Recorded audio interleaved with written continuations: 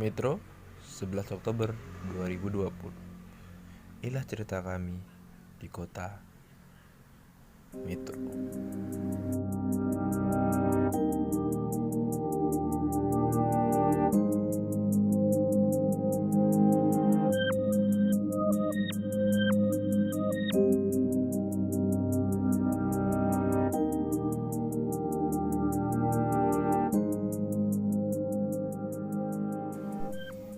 Metro terletak di ujung pulau Sumatera, lebih tepatnya di Provinsi Lampung, berjarak kurang lebih 60 km dari pusat kota Bandar Lampung. Dari kota Metro, kita beralih menuju salah satu kelurahan yang ada di sana, yakni Kelurahan Margorejo. Kelurahan Margorejo adalah satu kelurahan yang terletak di Kecamatan Metro Selatan, dan kelurahan ini memiliki beberapa keunikan. Dan inilah Margorejo.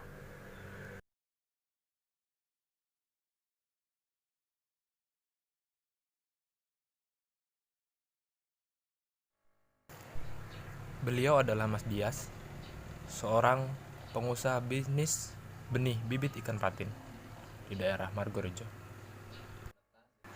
Keluarganya merupakan pencetus pertama bisnis ini di desa ini. Kelurahan Margorejo, mayoritas warganya adalah bersuku Jawa dan merupakan seorang petani, pegawai negeri, ataupun pekebun. Namun memiliki suatu usaha sampingan yang sangat menjanjikan, yaitu bisnis benih bibit ikan. Di Margorejo, bisnis ini sangat populer. Bahkan dari beliau, kita diajak untuk mengunjungi salah satu pulau beliau yang ada di lokasi lain. This is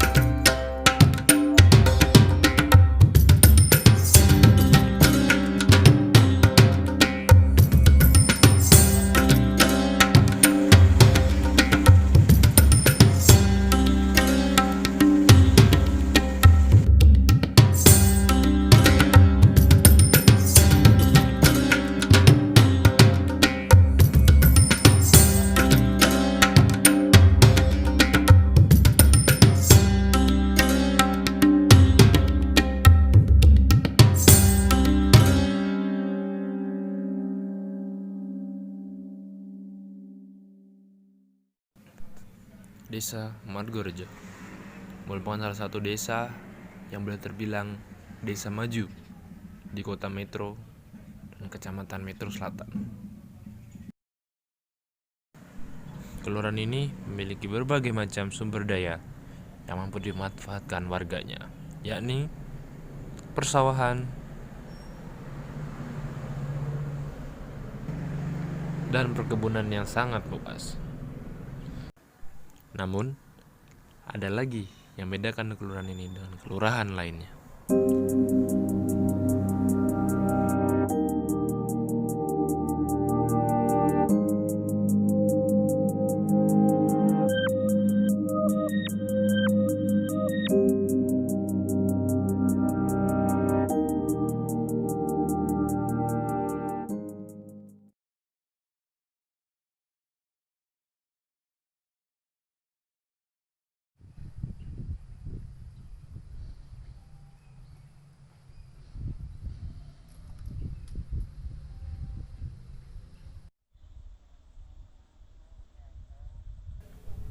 Margorejo, mereka menyebut daerah ini.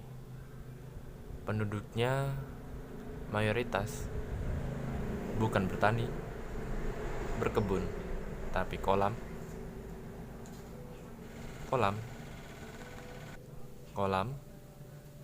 dan ikan. Ini ukuran berapa, Mas? Tahun 2007 itu orang tua awalnya dulu perintis pembelian ikan patin. Saya dulu waktu itu masih SMP kalau nggak salah, SMP. Saya bantuin orang tua. Saya tahu di situ orang tua mendapatkan hasil, ada hasilnya lah yang jelas. Ada hasil. Saya lulus SMA, saya lanjut ke ke Politeknik Negeri Lampung. Saya ngambil jurusan perikanan. Nah dari situ saya mengembangkan di dunia perikanan khususnya. Jadi saya begitu lulus langsung terjun di perikanan dan saya tahu hasilnya gitu, makanya saya tertarik.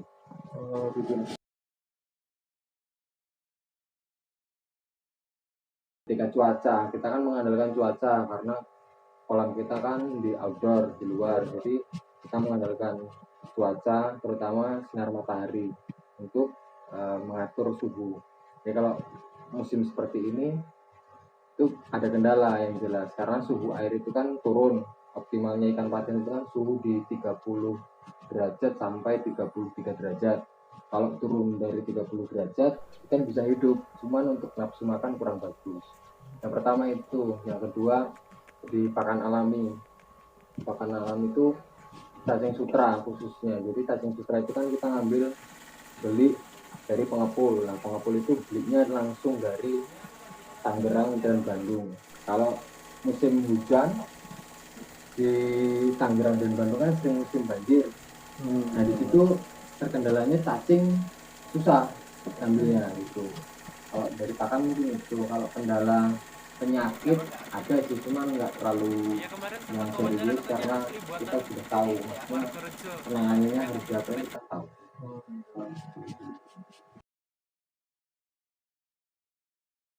Misalkan ambil jurusan perikanan gitu, itu udah termasuk ada bekal lah, tinggal kita mengasahnya nanti bagaimana. Terus kita juga harus, yang penting kalau ikan patin tuh kalau boleh saya bilang tuh kerjanya itu tidak berat, cuman butuh ketelatenan dan kesabaran, itu aja kuncinya. Terus kita mau ada kemauan untuk belajar, itu aja. Kalau bicara soal peluang ikan patin, boleh saya bilang cukup luas maksudnya dari hasil di Metro Selatan ini khususnya banyak yang peminjam ikan patin. Permintaan dan stok itu masih banyak permintaan, jadi kita masih istilahnya bahasanya masih kurang gitu mencukupi kebutuhan pasar di Sumatera, khususnya Sumatera.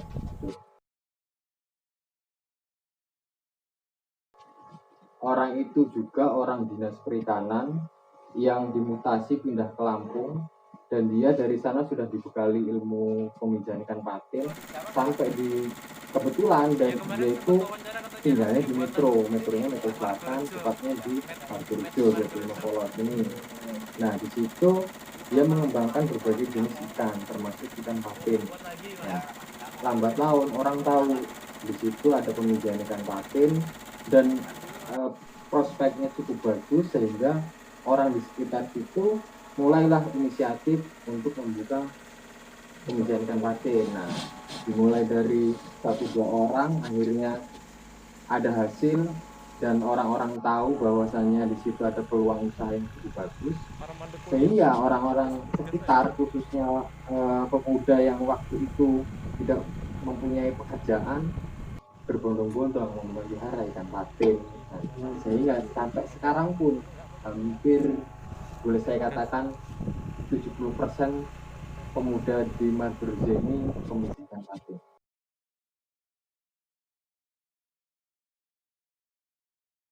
Ikan patin dipelihara untuk pembenihan itu tidak lama, cukup waktu 1 bulan kita sudah bisa jual. 1 bulan, jadi perputarannya tidak terlalu lama. Terus kemudian kita bisa mengatur, misalkan kita mau menghasilkan ikan 1 bulan 200.000, kita bisa ngatur kita mau tebar ikan itu berapa, kita bisa menghasilkan itu. Yang penting lokasi kolam kita cukup. Alasan utamanya yang pertama itu karena ikan patin itu tidak bisa mijah alami. Itu alasan pertama saya. Kenapa saya memilih ikan patin, itu alasan pertamanya. Yang kedua, orang yang mau mijahkan patin itu harus dibekali ilmu. Nggak asal misalkan kita beli ikan patin kita gedein syukur beranak, nggak bisa ikan patin, kita harus pakai pemijahan buatan. Di situ pertama. Yang kedua, ikan patin saat ini sudah boleh saya bilang memasuki apa ya, mulai masuk ke ekspor gitu. Jadi ikan patin di fillet itu menambah apa namanya, menambah si pemijah ikan patin itu semangat, karena dari situ orang semakin banyak berlomba-lomba untuk memelihara ikan patin. Jadi ini kolam pendederan untuk ikan patin. Ukuran ikannya yang di sini ini 1,4 in. Jadi kalau di senti berarti sekitar 4 sampai 5 cm. Jadi ini di sini kolam untuk siap panen di sini. Jadi ukuran kolam ini 3 meter kali 4 meter. Tinggi air 50 cm. Ya, Kalau boleh dilihatkan Mas. oh ya, jadi kalau pakannya itu dia pakai pakan kayak 500 kecil-kecil. Ya bisa dikasih pakan misalnya seperti ini. Terus kalau ikan sudah di sini biasanya ini tidak lama, ya kan? Ini kan ikan udah umur sekitar kurang lebih 29 hari, 29 hari. Jadi ini ikan nggak boleh lama-lama karena kan ikan ini udah besar. Terus ikannya kalau bisa kapasitasnya jangan terlalu padat, bahaya.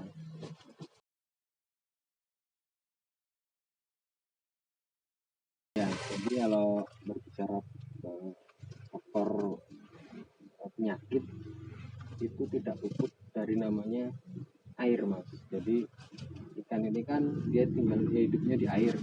Jadi sebisa mungkin kita menjaga kualitas air.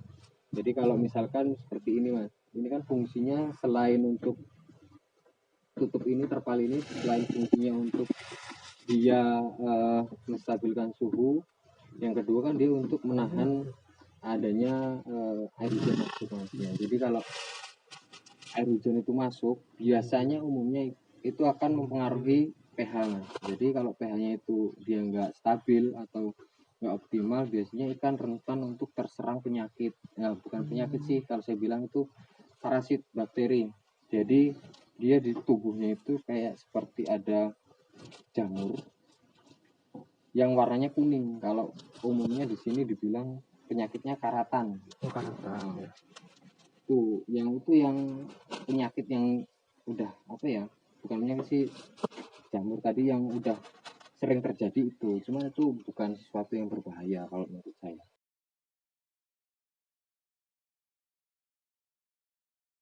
Diwaspadai kalau menurut saya di kualitas air tetap mas. Jadi kalau terutamanya suhu sih. Jadi kalau kita pergantian air itu harus benar-benar kita bahasanya apa ya, perlu kita perhatikan banget gitu. Jadi misalkan airnya keruh, kita belum ada air yang ditandung apa di bak penandungan air itu belum ada, kita gantinya harus di waktu sore hari gitu.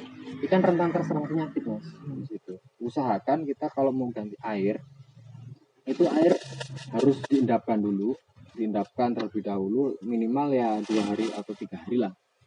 Kemudian gantinya kalau bisa di pas waktu suhu rendah, jangan pas waktu suhu tinggi. Misalkan di pagi hari itu, pagi hari kan suhu air kan rendah tuh, kita ganti waktu pagi hari, usahakan itu.